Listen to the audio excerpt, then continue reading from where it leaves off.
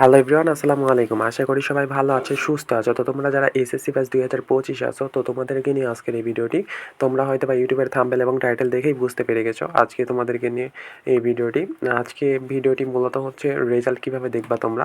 আজকে সার্ভারটা অনেক জ্যাম হবে, কারণ আজকে তোমাদের রেজাল্ট দিবে। আর কখন রেজাল্ট দিবে এই ভিডিওটি দেখলে তোমরা অবশ্যই বুঝতে পারবা। আর রেজাল্টে কে কোন বিষয়ে কত গ্রেড পেয়েছো সেইটা তুমি এই ভিডিও দেখলেই বুঝতে পারবা কীভাবে রেজাল্ট দেখতে হয়।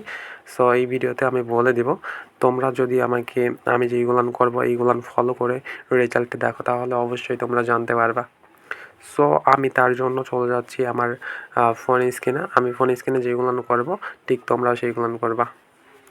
সো আমি আমার ফোন স্ক্রিন থেকে তোমাদেরকে দেখাচ্ছি, তোমরা এইগুলান করবা। তো ফোন স্ক্রিনে ফার্স্টে যাই, ক্রোম বা গুগল সিলেক্ট করে নেবো আমরা। সেখানে সার্চ বারে গিয়ে এসএসসি রেজাল্ট লিখে সার্চ করব।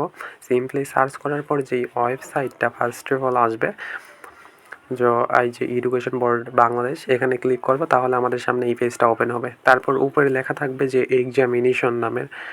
তারপর আমরা সেখানে ক্লিক করব। ক্লিক করে যদি জেনারেল লাইনে পরীক্ষা দিই তাহলে এসএসসি দাখিল, আর যদি ভোকেশনাল দিই তাহলে ভোকেশনাল সিলেক্ট করবো এবং পাসিং ইয়ারটা এখানে দিব 2025। তারপরে বোর্ডকে কোন বোর্ড থেকে দিয়েছি পরীক্ষা এটা দিব এখানে। তারপরে রুল রেজিস্ট্রেশনটা লিখবো এখানে আমরা আমাদের। সো তারপরে এখানে ক্যাপচারটা পূরণ করে দিব। আমার 1+8 দেওয়া আছে, আমি 9 লিখলাম।